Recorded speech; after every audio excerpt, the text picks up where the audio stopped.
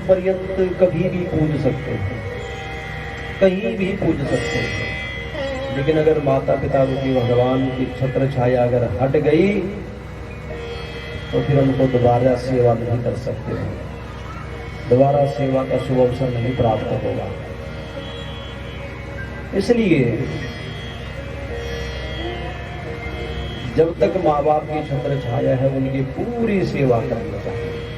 ऐसे ऐसे आजकल कलिकाल में भी ऐसे ऐसे बच्चे हैं जो अपने माँ बापों के लिए सब कुछ न्योछावर कर देते हैं, सब कुछ उनके लिए माँ बाप सबसे पहले, बाकी चीजें बाद में, और होना भी यही चाहिए। सुखदेव जी ने कहा, पिताजी अब मैं आपकी बात को स्वीकार करता हूं कि पितॄणाम सुभगा कन्या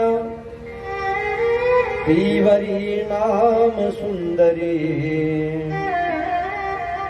सुकश्चकार पत्नीं ताम योग मार्गास्थितोपि। पितरों की कन्या पीवरी के साथ विवाह संपन्न हुआ सुखदेव जी का, और सुखदेव जी के यहाँ 5 पुत्रों ने जन्म धारण किया है, एक कन्या है। इनका वंश आगे चला। सुखदेव जी धीरे धीरे गृहस्थ जीवन में जिस प्रकार से जनक जी ने बताया था उसी के अनुसार सुखदेव जी ने अपना गृहस्थ धर्म आगे रखा।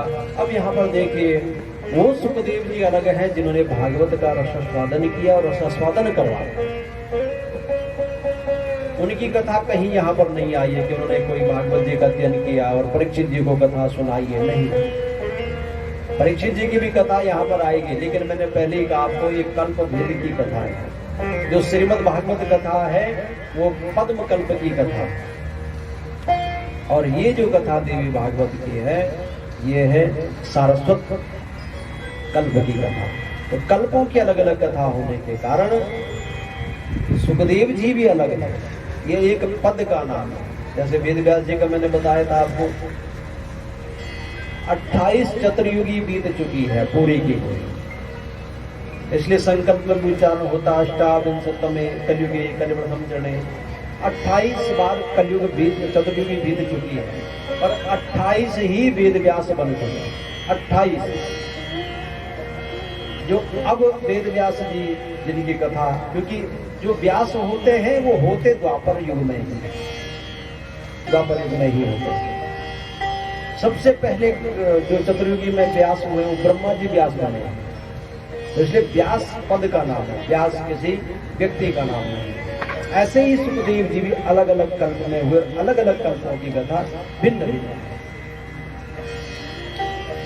सुखदेव जी ने यहाँ पर ध्यान अवस्था में रहे भगवान का पूजा पाठ और इत्यादि माँ भगवती की बड़ी उपासना की, बड़ी उपासना की। और जब इनको लगा कि अब विरक्त होना चाहिए तो कैलाश पर्वत की तरफ चल पड़े, और वहां पर इन्होंने निसंग होकर के, यानी किसी का कोई संग नहीं लिया। शरीर ऐसी चीज है, इसको जैसे मर्जी रखो वैसे ही रहना शुरू कर देगा। संत ऐसे ऐसे भी हैं जिन्होंने अपने जीवन को जल पर ही जिंदा रखा हुआ है। ऐसे भी हैं जो दूध पी करके गुजारा करते हैं, हम लेते ही नहीं। ऐसे भी हैं जो फल पे ही जीवित रहते हैं, और ऐसे भी दिव्य संत हैं कि जो श्वास से ही जिंदा है।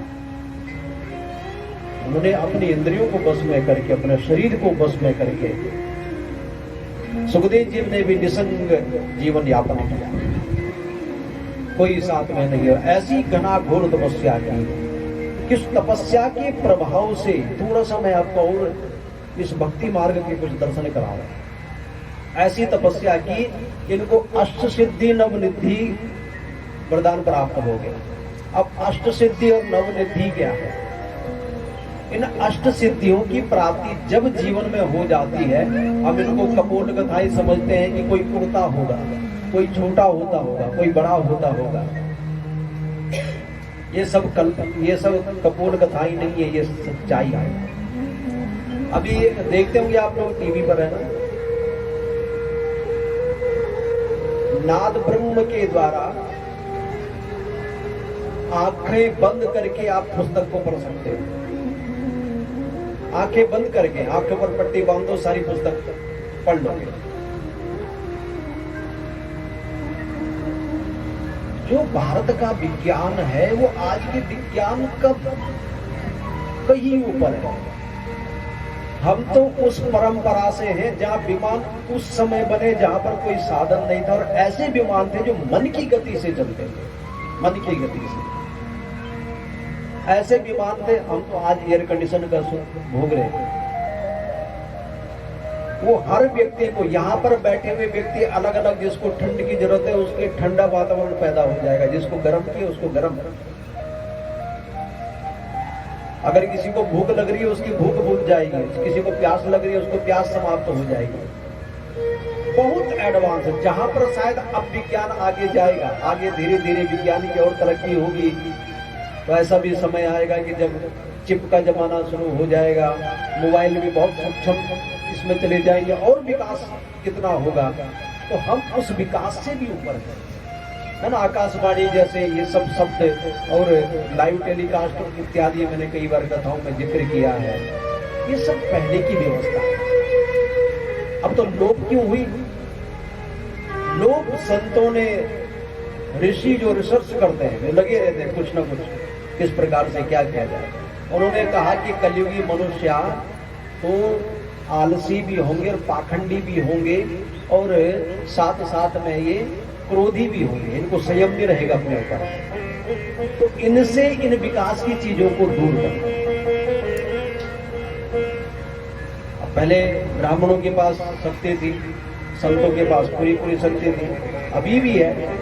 जो तपस्वी है उनके पास अभी भी, जिसको मर्जी उसको श्राप दे दे, भगवान भी नहीं टाल सकता, है ना। इतनी कथाएं आप देख लो, भगवान भी नहीं टाल सकता। लेकिन हम प्रैक्टिकली होकर के चले, अगर आज के समय पर अगर किसी को ये शक्ति खुली छूट दी जाए तो सारी दुनिया को तबाह कर देगा। वो कहेगा मेरे ही राजपाट रहे। थोड़ा सा किसी ने गाली गलौच दी नहीं कि ले तुझे शराब दे दिया, तेरा वंश खत्म हो जाएगा। दूसरे से थोड़ा सा बिगड़ा रही कि उससे उसको बोल दिया भाई तेरा वंश खत्म हो जाएगा। हमें आजकल संयम नहीं है। इसीलिए भागवत में कहा कि मंदा सुमंद मतयो मंद भाग्य युपद्रुता। हम लोग तो हर किसी चीज में मंद हैं। दो पैसे आते हैं, अपने आप को भगवान से ऊपर समझ लेते हैं। दो ज्ञान की बातें आ गई, अपने आप को सबसे बड़ा ज्ञानी मान लेते हैं। तो हम लोगों के पास संयम नहीं है। इसलिए ऋषियों ने कहा कि इनको इन चीजों को मत करो। अगर ये इनके हाथ लग गई तो सर्वनाश कर देंगे।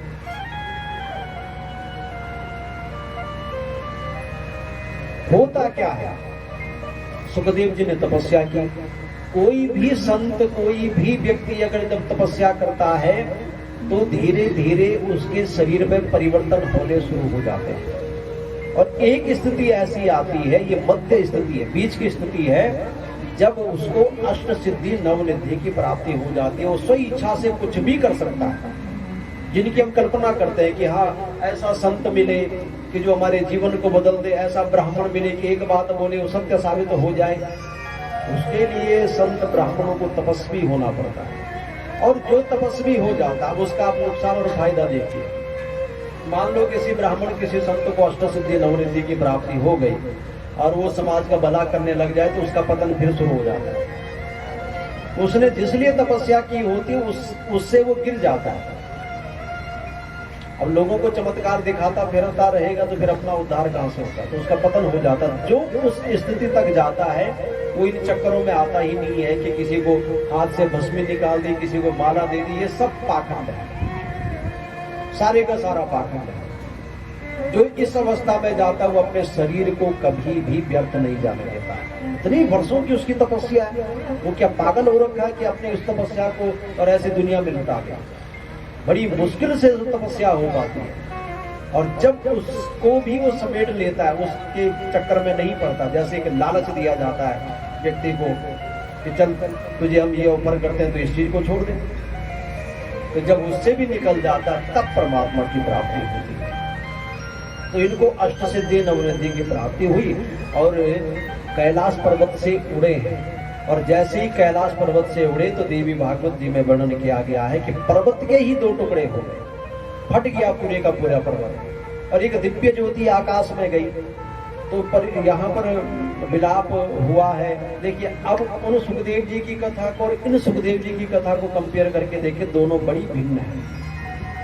उन सुखदेव जी के लिए तब विचलित रहे जब उनका जन्म हुआ तो कहा यम पर व्रजंत मनोपेत मपेत कृत्यम द्वीपायनो विरह कातर आजुहावा पुत्रेत तन्मयतया तरवोग निर्दुस्तम सर्वभूत हृदय मुनिमान तोस्मी।